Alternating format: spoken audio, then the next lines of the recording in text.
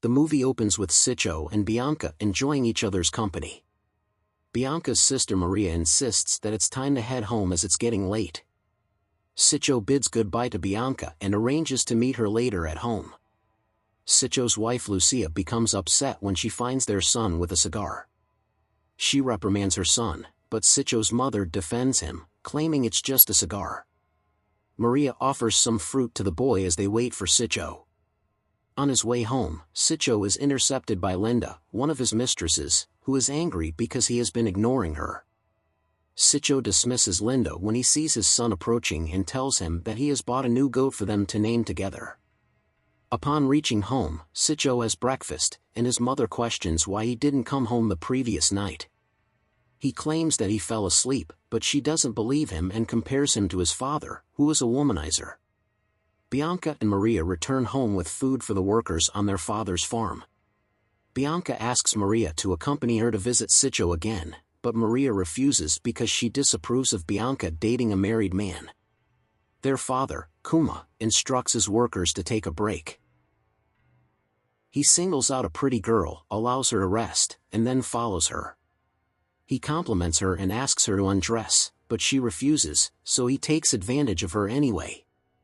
Maria observes the situation and becomes upset, then she runs away after hearing the girl's screams.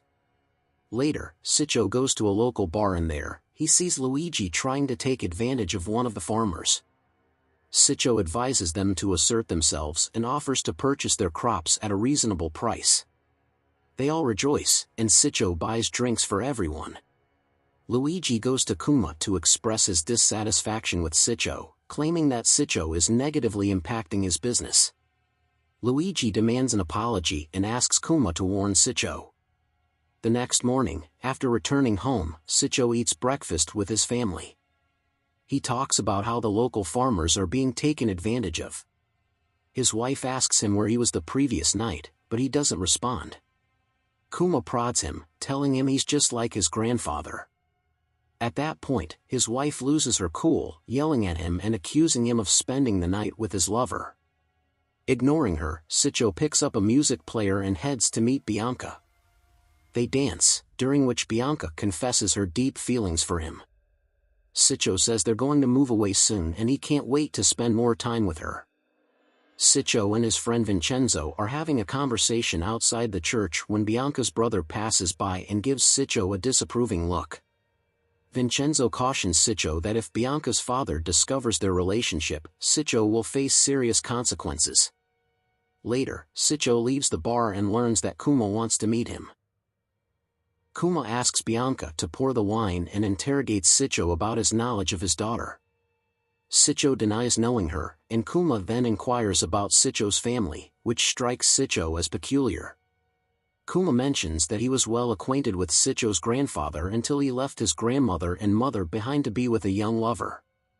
This leads to a discussion about Luigi, during which Siccio expresses his disapproval of the poor being exploited, a sentiment that Luigi admires. Subsequently, we observe Siccio ascending to the roof and entering through the window of Bianca's bedroom. He then escorts her to the barn, where they share an intimate night together. The following morning, Maria and Bianca prepare breakfast for their father and brother. Bianca, unable to contain her joy, recounts the events of the previous night to her sister. When Maria inquires about Siccio's whereabouts, Bianca explains that he must have departed, as she left him in the barn earlier that morning. Suddenly, their brother announces his intention to go to the barn to fetch some hay, prompting Maria to accompany him. Upon their arrival, they hear an unusual noise, which Kuz finds peculiar. Maria decides to investigate and instructs him to return with the hay.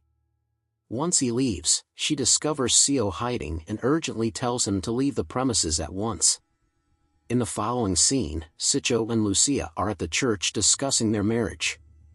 He expresses his continued love for her but acknowledges that they have grown apart recently. Next, Sai and Bianca are seen together, and she confides in him that she believes her father is aware of their relationship. Siccio reassures her and promises to speak to her father, which fills Bianca with happiness. When she returns home, Kuma is furious about being deceived and accuses Bianca of being a prostitute. Suddenly, Bianca starts undressing and confronts him, stating that he is the one with issues and a preference for younger women. Maria hurriedly covers her up with a blanket. In the next scene, Sitcho watches over his sleeping family before leaving in the night, pondering his next steps. The following day, he visits Kuma to share news about him and Bianca. Kuma insists that they need to have a conversation and asks him to walk along. Taking a shovel, Kuma instructs Sitcho to inspect the soil. When Sitcho bends down, Kuma strikes him on the head multiple times until he is no longer alive. Witnessing the horrifying act, Maria screams and goes into shock. Subsequently, his body is carried through the town for his funeral.